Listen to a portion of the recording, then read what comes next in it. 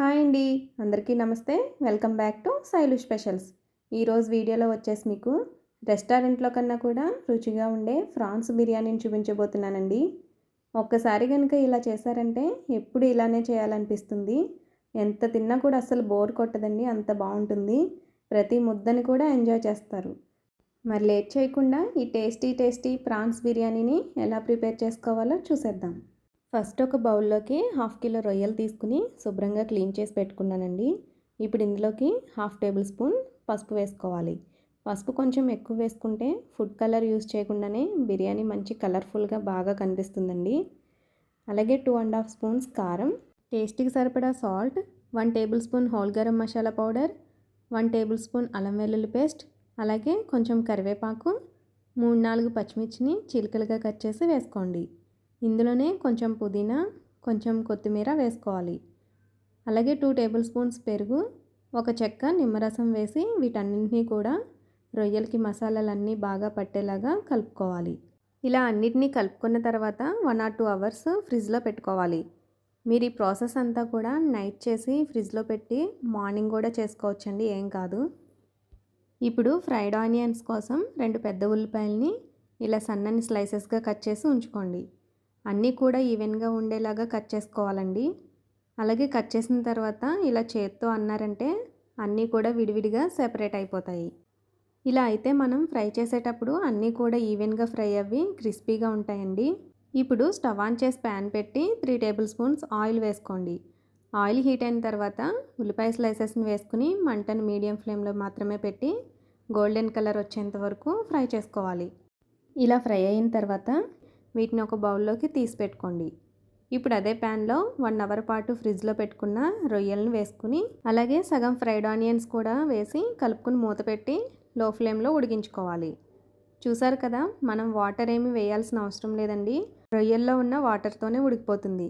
మధ్యలో మూత తీసి కలుపుకుంటూ రొయ్యలు బాగా ఉడికి గ్రేవీ అనేది దగ్గర పడేంత వరకు ఉడికించుకోవాలి. చూసారు కదండి, ఇలా ఉడికిన తర్వాత స్టవ్ ఆఫ్ చేసి పక్కన పెట్టుకోండి. ఇప్పుడు బిర్యానీ ప్రాసెస్ చూద్దామండి. బిర్యానీ కోసం 2 గ్లాసుల బాస్మతి రైస్ తీసుకుని శుభ్రంగా 2-3 సార్లు కడిగి పెట్టుకోండి. అలాగే బిర్యానీ మసాలా కోసం ఒక మిక్సీ జార్ తీసుకుని అందులో 4-5 జీడిపప్పులు, 5-6 లవంగాలు, 2 అనాస పువ్వు, 4 దాల్చిన చెక్క ముక్కలు, సగం ముక్క జాజికాయ వేసుకోవాలి. ఇందులోనే 1 టేబుల్ స్పూన్ పుచ్చపప్పు, 1 టేబుల్ స్పూన్ గసగసాలు, అలాగే అల్లం ముక్కలు, 10 లేదా 12 వెల్లుల్లి రెబ్బలు వేసి కొంచెం వాటర్ పోసుకుంటూ మెత్తని పేస్ట్లా మిక్సీ పట్టుకుని పక్కన పెట్టుకోండి. ఇప్పుడు బిర్యానీ కోసం స్టవ్ ఆన్ చేసి ప్యాన్ పెట్టి 2 టేబుల్ స్పూన్స్ ఆయిల్, అలాగే 1 టేబుల్ స్పూన్ నెయ్యి వేసి వేడి చేసుకోండి. ఆయిల్ హీట్ అయిన తర్వాత 1 టేబుల్ స్పూన్ షాజీరా, కొన్ని జీడిపప్పు బద్దలు వేసుకుని లైట్గా ఫ్రై చేసుకోండి. ఇప్పుడు ఇందులో 2 బిర్యానీ ఆకులు, 2 అనాస పువ్వు, 4-5 మరాఠీ మొగ్గలు, 2 దాల్చిన చెక్క ముక్కలు, అలాగే ఒక జాపత్రి వేసి బాగా ఫ్రై చేసుకోండి. నెక్స్ట్ ఇందులోనే ఒక పెద్ద ఉల్లిపాయని ఇలా పెద్ద ముక్కలుగా కట్ చేసి వేసుకోండి. అలాగే 4-5 పచ్చిమిర్చి చీలికలు, 2 టమాటాలని ఇలా స్లైసెస్గా కట్ చేసి వేసుకుని బాగా ఫ్రై చేసుకోవాలి. అలాగే దీనిలో కొంచెం కరివేపాకు, పుదీనా, కొత్తిమీర వేసి ఫ్రై చేసుకుని మనం ముందుగా రెడీ చేసి పెట్టుకున్న మసాలా పేస్ట్ వేసి కలుపుకుని పచ్చివాసన పోయే వరకు లో ఫ్లేమ్లోనే మగ్గించుకోవాలి. ఇలా మసాలా బాగా మగ్గిన తర్వాత 1.5 table spoon whole garam masala powder వేసి కలుపుకుని ఒక గ్లాస్ రైస్కి 1.5 గ్లాస్ వాటర్ వేసుకోవాలి. నేను ఇక్కడ 2 గ్లాసుల రైస్కి 3 గ్లాసుల వాటర్ వేసుకుంటున్నానండి. ఇప్పుడు ఇందులో టేస్ట్కి సరిపడా సాల్ట్, అలాగే కొంచెం కొత్తిమీర వేసి మూత పెట్టి వాటర్ని మరిగించుకోవాలి. ఇలా వాటర్ మరుగుతున్నప్పుడు ఒకసారి సాల్ట్ చెక్ చేసుకుని అడ్జస్ట్ చేసుకోండి. ఇప్పుడు దీనిలో కడిగి పెట్టుకున్న రైస్ని వాటర్ లేకుండా వేసుకుని ఒకసారి కలిపి మూత పెట్టి ఉడికించుకోవాలి. మధ్యలో ఒకసారి కలుపుకోవాలండి, ఎందుకంటే మనం వేసిన ఇంగ్రీడియంట్స్ అన్నీ కూడా పైకి వచ్చేస్తాయి. ఇలా ఒకసారి అంతా మిక్స్ అయ్యేలాగా కలుపుకుని మూత పెట్టి రైస్ బాగా కుక్ అయ్యేంత వరకు లో ఫ్లేమ్లోనే ఉడికించుకోవాలి.